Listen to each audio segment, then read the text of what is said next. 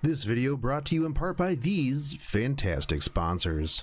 What is up? What is going on? And welcome to the channel, because it is Wednesday, my dudes, and that means Epic 7 patch notes, and we're getting Lilias. And some people have messaged me and said that Lilias is not how you pronounce this name, but I don't care. That's how we're pronouncing this name from here on out. So we do get this new Fire Knight, and I'm sure that you've seen plenty of videos. Maybe you've watched my 500 IQ E-Sword guide, but if you haven't, just a PSA at the beginning of this, E-Sword and counterattack don't work on her. They don't. I can't imagine that they're going to rewrite the core mechanics of the game for that. I'm already seeing threads on Reddit and seeing people talk about this in Discords and other places. It doesn't. Just don't. Just don't. Probably gonna want to run maybe like a Higlance Arius. Probably, actually Higlance would probably be pretty good on her. So you get more turns, so you get more double attacks, so you get more stuff. Make her lap a little bit. But anyways, let's listen to them talk about her.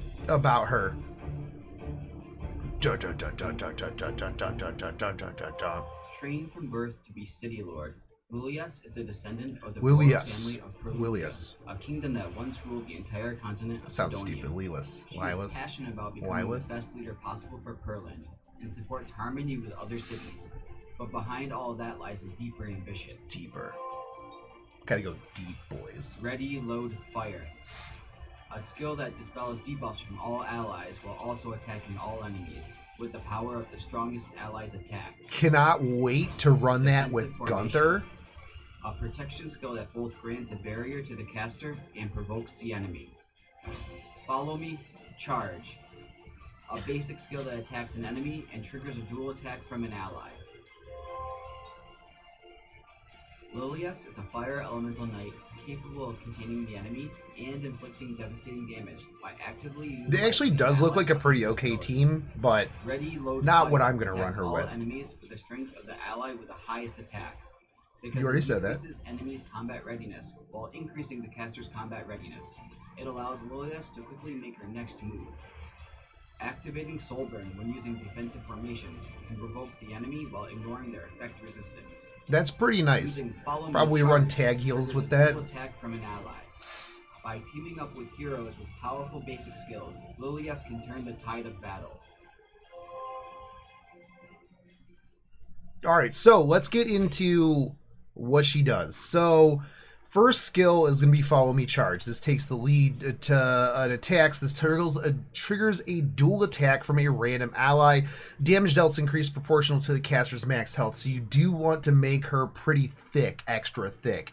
She's not too thick up here, but you know, it's okay. She can pack on a little bit of extra thick meat there. So you got plenty of room. Now, one thing about dual attack is dual attack cannot trigger on counters because it's technically not your turn.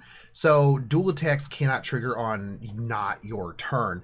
So because if that were the case, then at some point, somewhere, someone would have ran counterattack Tam or counterattack Kitty Clarissa, and it would have been super busted. But this is going to be a bit of the bread and butter. Now, it is random, and it is going to pretty much just like it's not going to be like Tam where it's like, oh, literally I know who's going to double attack. So like mentioned in the video, teaming her up with people who do have those extra bonuses on their S1s.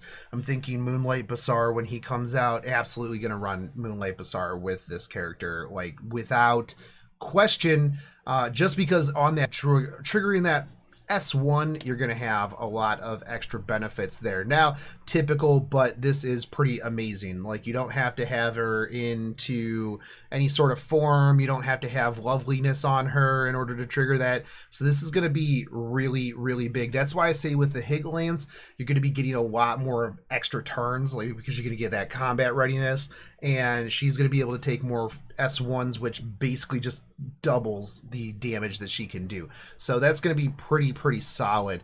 Now, defensive formation deploys a divine weapon granting a barrier to the caster for 2 turns before an 85% chance to provoke the enemy for 2 turns. Now, you can get this up to a 100% chance, and it's only a 3 stack, so pretty much worth it. 100% chance and soul burn ignoring effect resist is an easy choice right there. So, oh darn, you've got a 3,000 effect resist Dark Corvus. Guess what he's provoked? Boom. Easy. So this is going to be pretty solid. I do wish I knew, it should tell you like what the barrier, how much the barrier covers, like what's it based off of, you know, how much damage. I'm sure that it's probably been data mined and I probably just too lazy to go find it, and it's probably out there. But anyways, Ready Load Fire not only is a super amazing looking S3, but it dispels all debuffs from all allies. So, oh darn, your Bassar went first, and now I have all these debuffs on me. Guess what? They're gone. They're gone, and we are going to fire on all enemies, decreasing combat readiness by 25% and inflicting damage according to the attack of the hero with the highest attack. Caster's combat readiness increases by 50%. Now, one thing that you're going to be thinking here is, man, let's go with Gunther. And I want to see some of the builds with that. I literally built my own Gunther just to play around with this. But I do think that bringing other people like maybe like a beefy Seaside Belle is probably going to be more beneficial. So trying to not capitalize mostly off of the damage on this and just going for more utility I think will be better. But memeing with Gunther on this is going to be pretty solid. Now, it's based off of their attack, but I wonder if it also stacks on with her attacks. So like if you build her super beefy, build Gunther super beefy, Oxalots her, and then just wipe their whole team, that would actually be pretty interesting, and I actually might try that later today. I might try that. That might be pretty interesting, actually. At incoming the meta of Lilias Gunther Cleave. That'll be definitely an interesting time, an interesting timeline. Although it won't work on Arbiter Vildred teams, or will it? Because I wonder when the 25% reduction in CR triggers. Like, is it after he comes back? Is it before he comes back? Because if it's after he comes back, then he's going to get pushed back, and then we're going to be still further forward. Yeah, we'll see. We'll see what happens. So anyways, let's talk about her artifact. This night exclusive artifact grants a barrier to the ally with the highest attack at the start of the battle. This can give you a barrier equivalent to 30% of the caster's max health to the ally with the highest attack for 2 turns. At max, it does give you 117 attack and 988 health, which is pretty huge to just stack on there. Now, one of the things with this is you're only going to want to use this for PvP. For PvE, this is not going to be very good at all because it's 2 turns. So this will help you bring like maybe a squishy DPS that will prevent them from getting absolutely blown up by Cleave. But really, after the first 2 turns, this is kind of useless. Now, if it, it's at the start of battle, so it's basically PvP. Now, I'm not saying that it's going to be bad for PvP. It can definitely be good depending on how it's used. I do think that, if you are looking to go the distance, like this would be potentially like a good offensive PvP item instead of defensive, maybe. I guess it really depends on your team.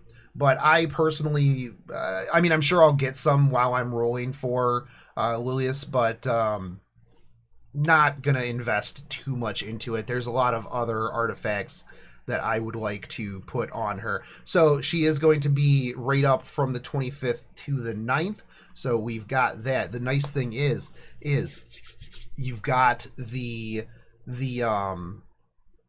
Omega Brain here. The New York Comic Con and the meetup on the 5th of October, we could see an announcement of whatever the limited character is, because there's been a lot of bait coming. They're having a big North American event. It's likely going to be that they're going to be like, oh, hey, by the way, guys, Wednesday, here's what the limited character is going to be. So I would actually expect a limited character right after Lilias. Okay, so we are going to get her side story, however, and this is going to run through the 10th. And so new side story, get more story. You know, the nice thing that I like about Epic 7 is every side story adds more to the story, because you obviously get more story. It's ever evolving, super good. But side stories are side stories. They are very typical. They're not going to be too different. We do get the attack, health, defense increase on Lilias. You also have Furious and Violet. So Furious, too fast, too furious. So we are going to get some Sky Stones here for everything. One singular event currency. So what's that mean? That means that this is going to be a silver transmit stone side story. We usually get gold for what the three parters, the epic side stories. So what are we gonna get in the shop? Nightmare masks. Wait, we get oh, that's Blessing of Orbis. For a second I thought it said Breath of Orbis, and I was gonna be like, wait, hold up, Breath of Orbis? No, but it's not. Path Power Loops, those are pretty good. Typical Mola Giga, everything from down there. You also get your Fire Spirit, or your Fire Spirit Penguins, your Fire Runes, which is nice because you're going to need those. I have a pile of them already. But the nice thing is you're going to get most of the stuff that you need to ascend, awaken her out of the side stories. So we're going to get some leaves. We're going to get our silver transmit stones, Sky Stones bookmarks for all of the bookmarks that you're going to use. You're going to use to get her anyways, or try to. So boom, there you go. But let's see, after those big, oh man, I want to read some of these.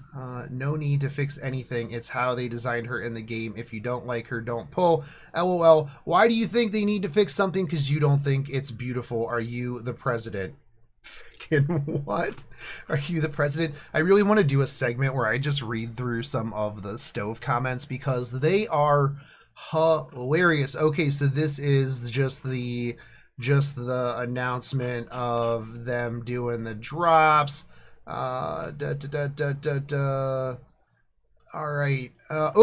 Yes. This is the best thing. I was literally just talking about this the other day. I was like, man, you know what? It's been a hot minute since the free unequip event, but we've heard our players are excited to announce our free equip event. Every 4th week of the month, players will be able to equip and unequip without cost. Holy crap, are you kidding me? For like the whole week?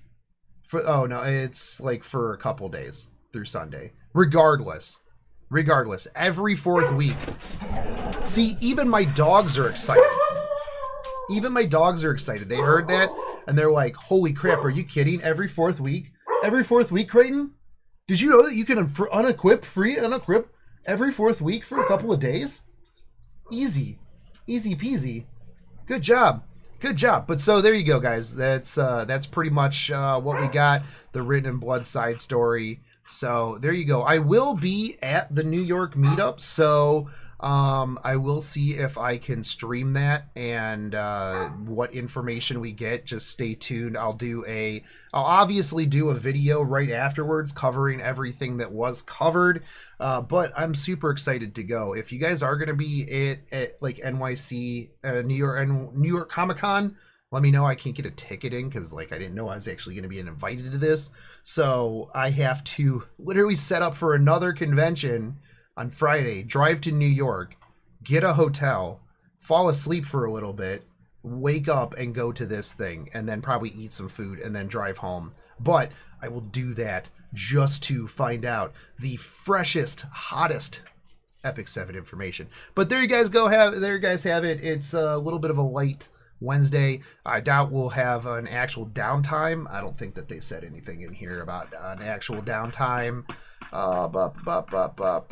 Let's go up here. Yeah, no, I don't see anything. Also, you guys can see what I listened to here. Dr. Stone opening. Go listen to it. It's super, super good. Ohio.